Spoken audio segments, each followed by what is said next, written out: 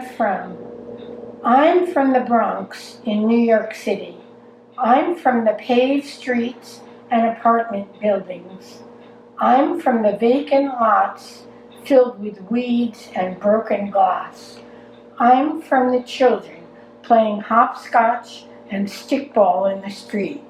From Red Rover Crossover, Double Dutch, and My Name Is. I'm from a small 2-bedroom apartment with 4 people in it for 18 years. A tiny kitchen, a living room, and 1 small bathroom.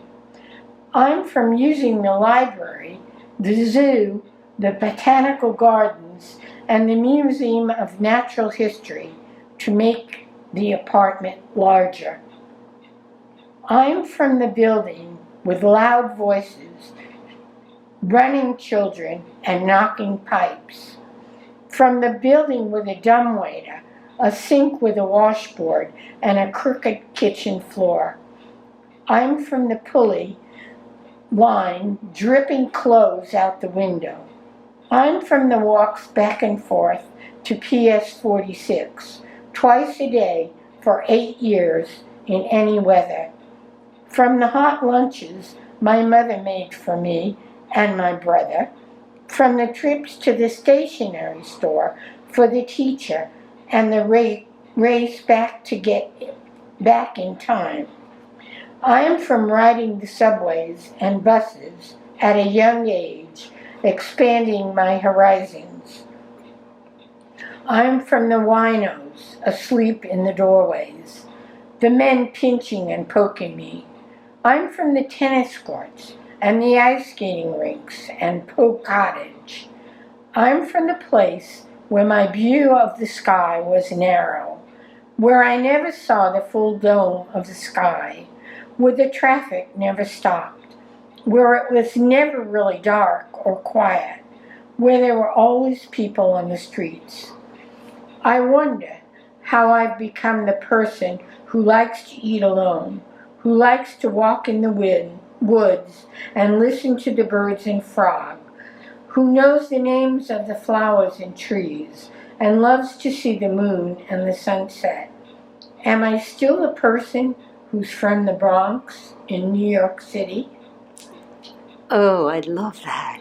Well, I was in a workshop with Cleela Reed, and she's a very well-known poet, and it just came to me in that workshop. In that 2-hour period, I wrote it. That is so beautiful. Thank you. Yeah. I think it describes me pretty well. It does. Have you written other things, or was that kind of a special experience? No, I belong to a memoir writing group in OLLI, and this whole book was written there, with Roger Bailey giving us prompts. It just inspired me.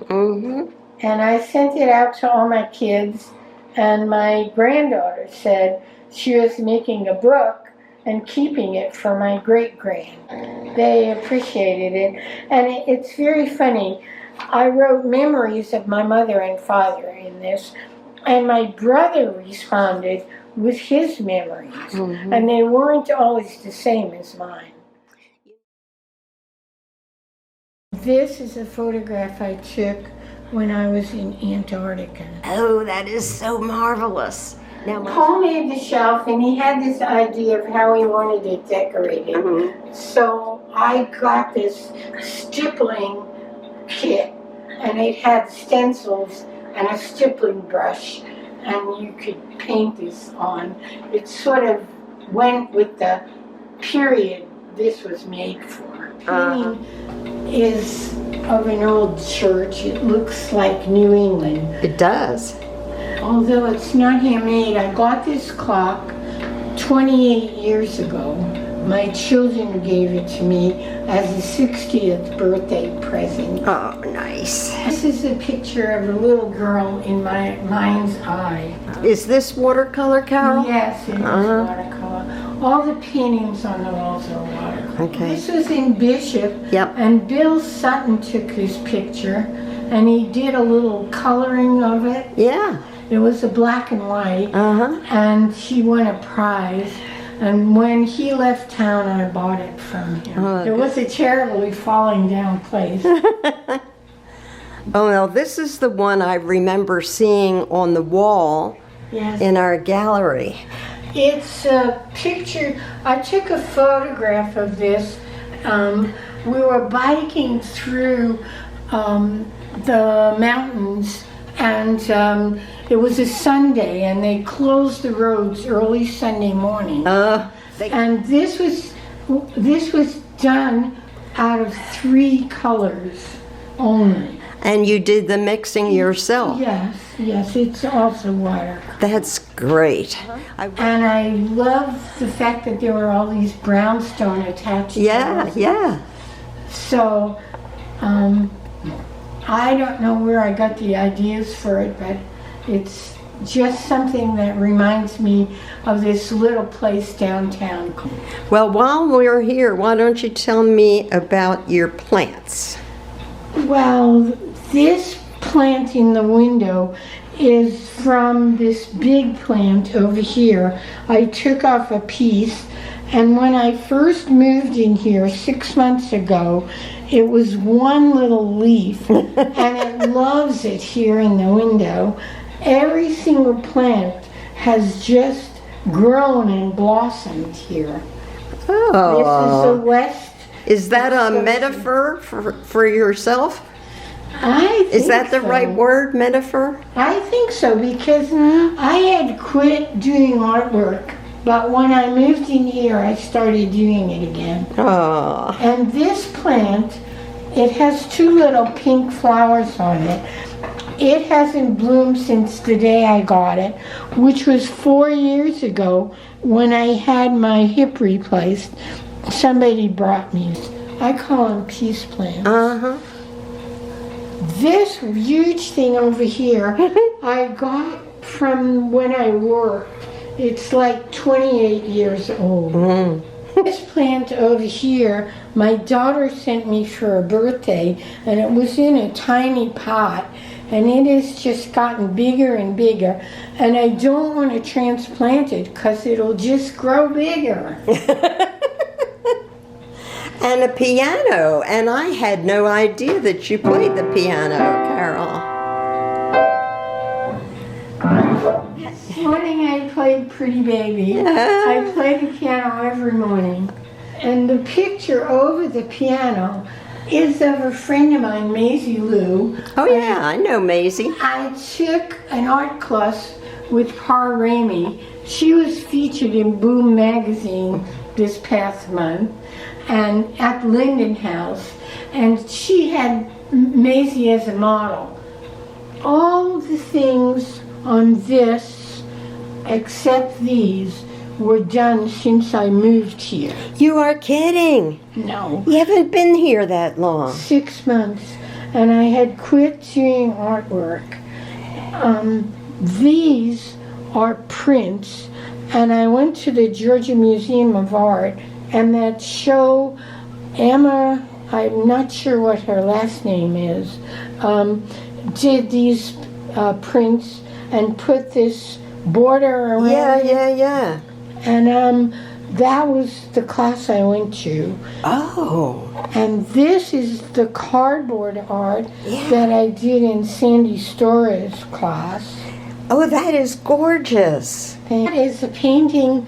The woman next door to me got these tulips, and I just fell in love with them, so I painted them. I am so glad you're doing this, Caryl. And this is a picture of exactly what it looked like on the first night I moved in here, out my window. It was such a gorgeous sunset out there. And that's a watercolor I made in the watercolor class that Paula Lansford had. It's such a gift having talented people here who are generous with their time and creativity and having these classes. I know it. This is a wreath I made out of grapevines. We soaked them overnight, And then I took old jewelry and material and added it to it. Oh, that's beautiful. And these I made on a trip to Hawaii. They taught a class in making these things and gave us the materials. This one is folded and it's ribbons. And this one is the nuts that they grow there and knots between them. Oh. It's fun to learn crafts. It is. When you're on a trip. Absolutely. This is an acrylic painting I did in the acrylic class here. And this is another watercolor that I did with Paula Lansford. Connie Crawley gave me that plant 1 year for my birthday. Oh, yeah? And I painted a picture of it because I was so worried that it would fade. And it did. I've lost it. It's gone. But I still have the painting. Yes. The last thing, I guess, is this dresser. I had a cup with a similar design by Peter Max. And when I was moving out, just before I got my divorce, I took this unpainted dresser and painted this on it. And I've kept it all these years. That's wonderful. It's like 48 years. This is the rock thing I made in Sandie Storer's class. Well, this is a face with an earring. I just looked at the rock and it sort of made me think of the face. Yeah. And then I came up with this as the clothes that it might be wearing. Oh, I see that now. It was a sculpture that was given to me from a friend, and she made it because I love to play tennis. Mm-hmm. And this tennis racket was attached to the hand, but it has fallen off, and I think it represents the fact that I have stopped playing tennis. Oh. Well, I had an uncle that played the piano by ear, but I don't think anyone else. There is a needlepoint in there that my Aunt Ray made, and she was a dressmaker. She had a little shop where she did all these alterations, and she did needlepoint and knitting. And my mother was a very creative knitter. She could go into a store and look at something and come home and make it. Wow. She was amazing. And she made me my first ice skating outfit. She made me this little blue jumper with a big skirt and she knit it. And she made leg warmers for my daughter Sue. And Sue used to stand over her shoulder and say, "Grandma, when will those be done?" She even made like covers for your steering wheel, to keep. Oh my goodness, yeah. Where did you get the idea of painting? Well, I always drew pictures of horses and birds and stuff, and I just love to draw. So I'm really good at drawing, but I didn't pick up watercolor. I don't remember when the first watercolor I made, but I used colored pencils and watercolor pencils. That you can do pencil drawing and then wet it and it looks like watercolor. I've taken some watercolor classes with Mary Porter. Yeah, oh, she's a wonderful artist. At the university, and with Pa Ramey at Linden House. And I just started painting. I have lots of more paintings in the closet because there just isn't enough wall space. I go to the Y at least 5 days a week. And I swim 18 laps 3 days a week. and then 2 days I go to the senior exercise class. So do you think that physical activity gives you more imagination? Well, I think it gives you more energy because your adrenaline starts flowing, and I find that I'm an exercise addict, and to me it's a positive addiction, and I can't live without it. So even when I don't go to the Y, I walk around here for at least half an hour a day. My granddaughter, a great-granddaughter, Hannah, and she's 10, and she loves to dance. She took 3rd in the national dance competitions in tap dancing. Well, you love to dance too, don't you? I sure do. I belong to a square dance club, and I learned all the calls. And that is an exercise that's good for your brain as well as your body. You really have to listen and be able to translate those messages into movements. What I decided when I retired, the one thing I liked was to keep busy. I read a lot, but I also need to have lots of varied activity. Yeah.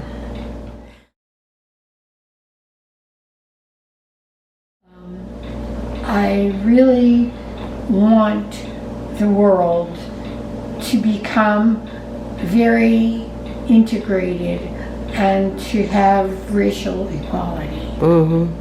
And you've been involved in justice issues for a long time. Since I've been 15, I went out and registered voters before I could vote for Adlai Stevenson in New York. And I've worked to get the bridge group going. We usually have 2 or 3 tables, and one time we had 4 tables. The thing about me, I can do something for 20 minutes and then I have to change. I love variety. And if you looked at my shoe rack, you could tell that. I have to have shoes in every color, sandals, sneakers, all kinds of shoes.